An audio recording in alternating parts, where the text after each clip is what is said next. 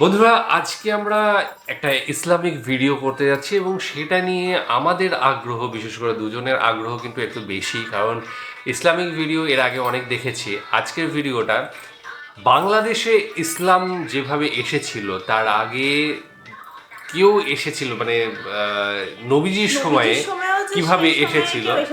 হ্যাঁ, এই যে চারজন সাহাবীর কথা এই ভিডিওটা যেটা দেখবো সেখানে বলা রয়েছে যারা এসেছিলেন বাংলাদেশে, এবং তারপর থেকেই ইসলাম প্রচার প্রসার শুরু হয় যত সম্ভব।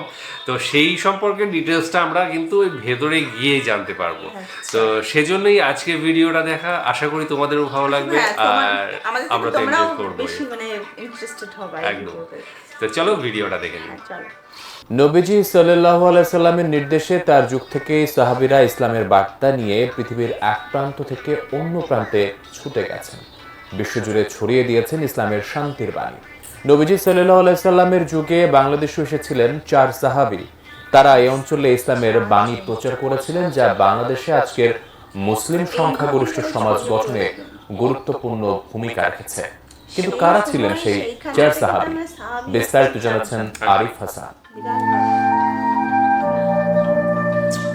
ইসলামের আলো যখন পৃথিবীর এক প্রান্ত থেকে অন্য প্রান্তে ছড়িয়ে পড়ছিল, তখন আরব মুসলিম বণিকদের হাত ধরে এই অঞ্চলে ইসলামের সূচনা হয়। তবে এই কথা আরো বিস্ময়ের যে বিশ্বনবী হযরত মুহাম্মদ সাল্লাল্লাহু আলাইহি ওয়াসাল্লামের জীবদ্দশায় বাংলাদেশে ইসলাম প্রচারের ইতিহাসের এক বর্ণাঢ্য অধ্যায় রচিত হয়েছিল। 4 জন সাহাবা নবীজির নির্দেশেই বাংলার মাটিতে ইসলাম প্রচারের জন্য এসেছিলেন বলে ধারণা ইসলামিক চিন্তাবিদদের।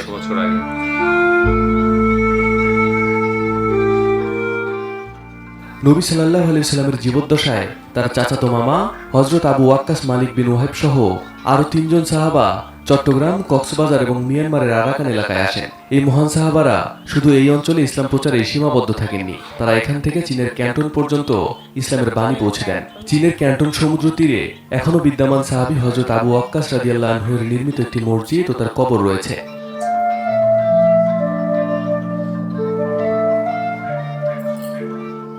কোয়ালিটি সম্পন্ন আন্তর্জাতিক মানের CMT 500W CSRM committed for better still. অষ্টম নবম শতাব্দীতে সন্দ্বীপ, রামুসহ দেশের বিভিন্ন স্থানে বণিক ও মুবাল্লিগরা ইসলাম প্রচার করেছিলেন বলে ঐতিহাসিক প্রমাণ পাওয়া যায়। তৎকালীন আরব লেখকদের বর্ণনায় কামরূপ, আসাম ও রাহমি রাজ্যের কথা এসেছে, যা অষ্টম থেকে 1200 শতাব্দীতে পাল সাম্রাজ্যের অন্তর্ভুক্ত ছিল।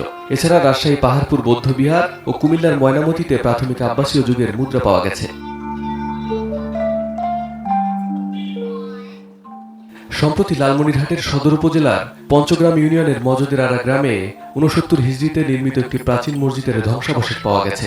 উপকূলীয় চট্টগ্রাম ও নোয়াখালীর বিভিন্ন স্থানের নাম ও ভাষায় আরবি অপভ্রংশের প্রচুর উপস্থিতি এসব নিদর্শনকে আরো প্রমাণিত করে।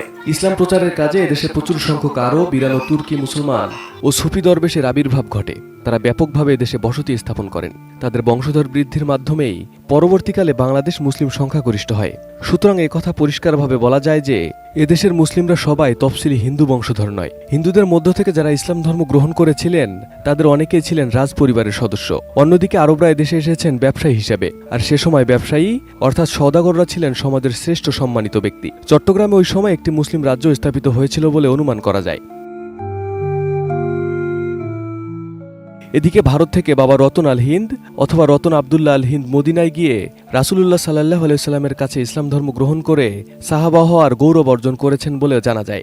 শুধু তাই নয়, মালাবারের অনুগত চের দেশের রাজা চেরম রাসূলুল্লাহ সাল্লাল্লাহু আলাইহি ওয়াসাল্লামের কাছে গিয়ে ইসলাম ধর্ম গ্রহণ করেছিলেন বলেও জানা যায়। সুতরাং বলা যায় হিজরি প্রথম দিক থেকেই বাংলা ইসলামের আগমন ঘটেছিল।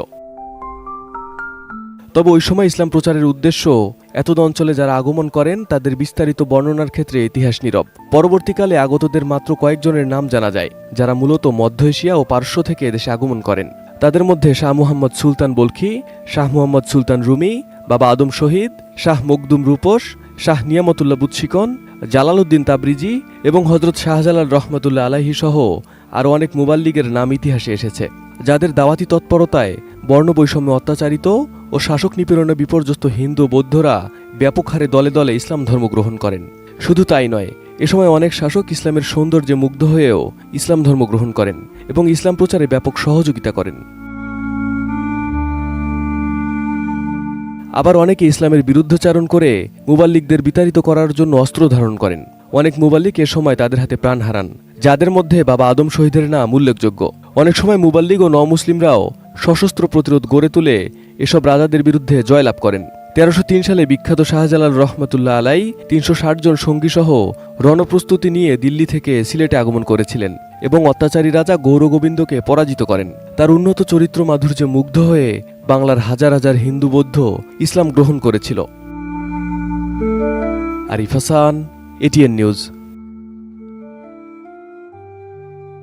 এখানে 4 জন সাহাবীর কথা যেটা বলা হয়েছে তার মধ্যে একজন ছিলেন নবীজির নিজের মামা এবং আর সাথে 3 জন সাহাবী ছিলেন।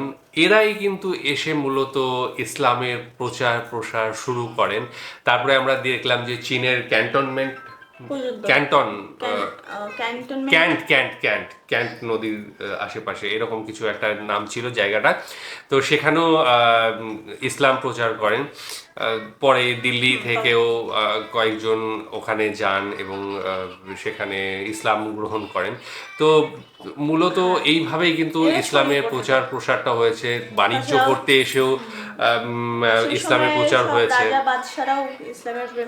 একদম ভালোবেসে ইসলাম গ্রহণ করেছেন এবং বিভিন্ন সময়ে দেখা গেছে মানুষ অন্যান্য জায়গা থেকে অত্যাচারিত হয়ে কিন্তু ইসলামের শরণে গিয়েছে। অবশ্যই সেই সময় বিশেষ করে যারা দলিত হিন্দু ছিল বা বৌদ্ধ ছিল তারা কিন্তু ইসলামটাকে গ্রহণ করেছে। সেই সময় ইসলামে সবাই সমান এই অনুযায়ী ধর্মটা চলে আসতো, এখনো হচ্ছে, এভাবেই চলছে এবং মানুষ ইসলাম গ্রহণ করছে। ইসলামের দাঁড়িয়ে মহত্ব সমান, মানে সমাজে যাতে মর্যাদা পায়, একদম নিজেদের সম্মানে আত্মসম্মানে নিজের জীবনটা বাঁচতে পারে, সেই জন্য কিন্তু প্রচুর দলিত হিন্দু বা ছোট সম্প্রদায়ের মানুষেরা এক কথায় যাদেরকে ছোট সম্প্রদায় বলা হয়, তারা হচ্ছে নিজেদের জীবনটাকে সুন্দরভাবে চালনা করার জন্য কিন্তু ইসলামের শরণ নিয়ে।